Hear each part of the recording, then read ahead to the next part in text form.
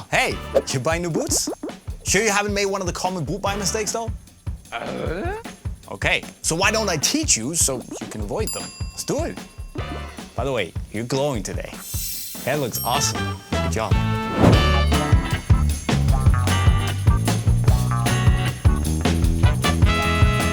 Anyways, the first thing we need to talk about is getting the right size, because actually sizing is one of the biggest minefields when it comes to getting a new pair of football boots that really fit you well. And ideally, at least, everyone would know the right size in the different brands and models. For instance, I'm a size UK 6 in Nike, a UK 6.5 in Adi, but a UK 5.5 in Mizuno.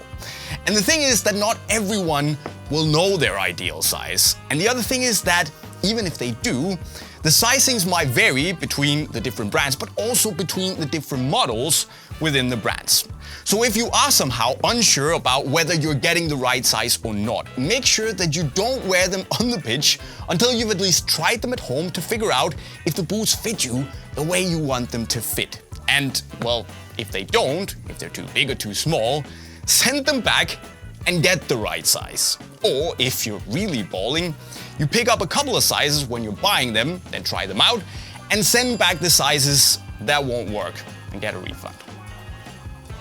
Easy peasy. But another problem might be that you've got your mind set on a specific model or specific colorway, but your size isn't on stock on the Unisport store. And I know that's unlikely because we have a lot of stuff, but it happens. But can you then get away with buying a smaller or a bigger size and still feel good? Well, I mean, we're not going to stop you, but I don't think it's a very good idea. Because let's say we have a boot that's half a size or a full size too big. Of course, you can wear double socks or you can stuff in an extra insole or whatever you decide to do, but that doesn't change the fact that the boots still won't fit you well. I mean, you might have stuffed them to fill the boots out so your foot doesn't slide around, but that doesn't make it a good fit because you'll just have these areas of kind of dead space where you can't really feel the boots. You're not connected to the boots, and that might make them feel a little bit clumsy. And that's just not ideal, and it doesn't feel very good on the pitch. So don't do it. But on the flip side, if the boots are too small, well, it's almost even worse. Because you might think that, it doesn't matter, I'm gonna break them in and they're gonna stretch nicely and it's gonna compensate for the fact that I took a risk and went down half a size. But here's the thing, some boots, out there, leather boots, they will stretch as you break them in. They might not stretch up to a full size, but they will stretch and accommodate to your foot shape. But the thing is that most football boots these days are made with synthetic materials which won't stretch as much. So in most cases you'll just end up with a boot that really squeezes your foot, it'll be super uncomfortable, and you might just really regret taking that risk and making that decision. So don't gamble.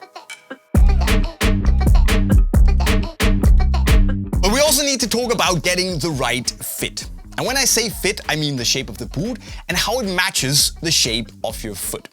So if you didn't know, football boots are built on different lasts. So basically different plastic foot shapes that define the fit. And you might see here two boots roughly the same size. They have wildly different shapes. And again, it might be that you have your eyes set on a certain model, but if it doesn't fit you well, if it doesn't feel good on your foot, well, it's not gonna magically feel better once you start playing in it. At least not significantly better. So, you have a gazillion other options out there to choose from, and in most cases, they're also very good football boots. So, don't gamble on a bad fit. It never pays off.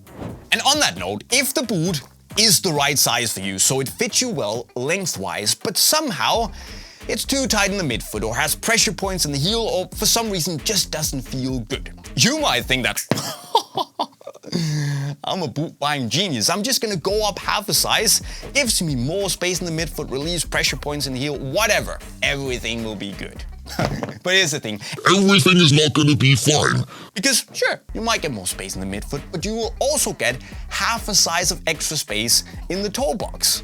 And that leaves that dead space where you feel disconnected from the boot and all that jazz. And yeah, you might take a win on the comfort, but you'll take a big fat L on the sizing.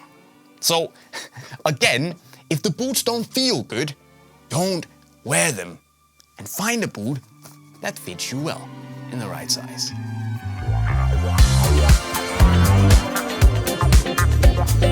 Then of course there's also the mistake of getting the wrong outsole for the surface you're playing on.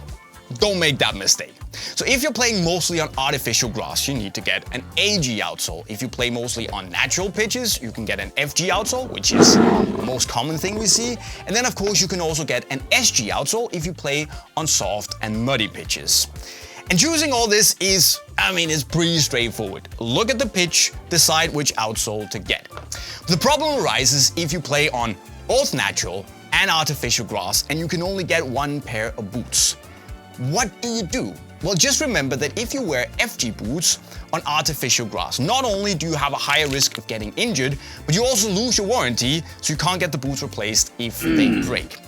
So if you play on both natural and artificial grass, I would get an AG outsole, especially the ones from Nike. They're really great on both AG, and they actually also do a job on FG pitches. So don't choose the wrong outsole. It's just for your own sake.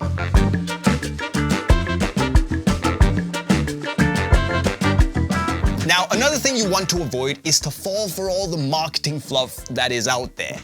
Do you like Kylian Mbappe? Cool. But just don't go out and buy the Superfly 9s because Mbappe is wearing them. After all, he's getting paid quite a lot of money by Nike to wear the boots. And sure, it's still a great boot, but what you should focus on is what you want in a football boot. And if that's the Superfly, cool. Just don't base it off of what Mbappe is wearing. Might not be the right model for you. Another thing is the whole boots by position story that we've been told for ages. Now, the fact of the matter is that there is no such thing as a winger or a midfielder or a striker or defender boot out there. Sure, a lot of wingers tend to wear speed boots, but does that mean that you can't be a really good winger if you're, for instance, wearing a Puma King Ultimate or a Predator Accuracy? Well, no, of course not. It's a myth. It's all about what you want in a football boot and what makes you feel good and play good.